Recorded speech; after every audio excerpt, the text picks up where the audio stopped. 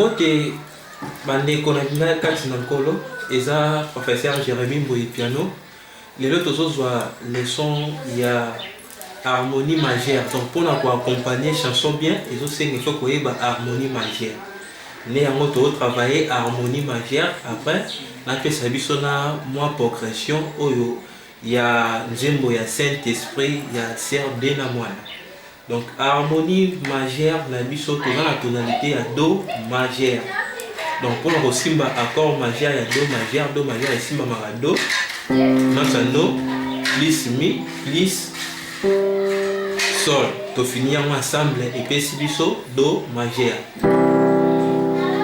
Après do majeur, to koya na ré mineur. Na ré mineur donc toza komatana note moko. Main droite la biso, toé awa la ré et puis main droite toé la note la biso sous ya fa et puis toé la note ya la. Soit to finir ensemble et puis si biso accord ya ré mineur. Donc na ba note aza ré fa la ré mineur. Na mi mineur peut toko avancer note moko par rapport ya misakina biso. Donc na note ya mi mineur toko ya awa toé na mi et puis to sani ici plus sol plus ici et puis si biso accord ya mi mineur soit to finir ensemble mi mineur.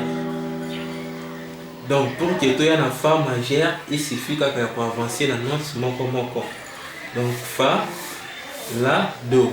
Après si biso accord ya fa majeur. Soit to finir ensemble.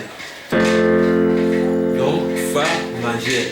Pour que tu aies la sol majeur, il suffit qu'à avancer la note moko. Donc sol, si, ré. Soit to finir ensemble. Après si biso accord, il y a sol majeur. Et puis pour que tu aies la mineur, il suffit pour avancer dans la note moko na biso la plus do plus mi et puis biso la mineur ce qui te finir ensemble. Et puis si diminue pour que to kana si diminue il suffit de avancer quand note moko na si diminue et si mbamaka si note ya ré et puis na fa so to finir ensemble après si biso si diminue. Travail autour ça là il y a harmonie majeure, il y a tonalité, il y a do majeur. Donc do banda do majeur, ré mineur, mi mineur, fa majeur, sol majeur, la mineur, si diminue. Répétition et la première do majeur. Parce que comme tu comprends déjà harmonie majeure, ce qu'on appelle ça biso progression ou épée ça biso accès to beta nzembo ya Bena Mwana chanson ya quand tu descends donc Saint-Esprit. Donc progression la biso tozo tambola exact tozo do majeur. Après tu es on a sol majeur. Après tu es dans la mineur. Après tu es dans l'accord il y a fa majeur. Donc l'accord on est peut sur accepter bêta de Saint-Esprit il y a Bena Mwana. Donc la bandine do majeur, sol majeur, la mineur, fa majeur,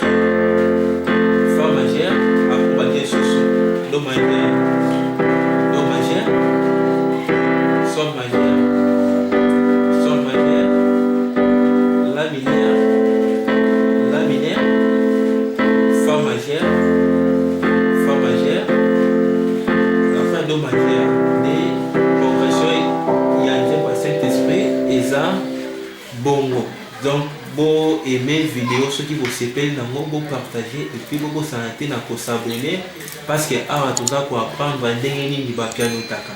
Les leçons na biso auto réserva qui ezali pour na harmonie majeure et puis to pesi na progression oyo et que ça là pour que vous accompagner chanson ya CRD na mwana na bossa inte pour la copie ça va merci et pas ya maman Dorcas depuis Londres yende mtu asala ki biso signe pour que to koma copie ça peut court na ba YouTube donc maman révérende Dorcas travail na biso ya mwana donc pour travailler vraiment progression wana à travers progression wana ne copie ça biso ba accès to beta bah au-delà bah sans chanson quand on a même progression donc ils ont vraiment progression donc universelle donc nous avons pas bon la minute tout à la vidéo sous où ils allaient koya merci beaucoup ciao.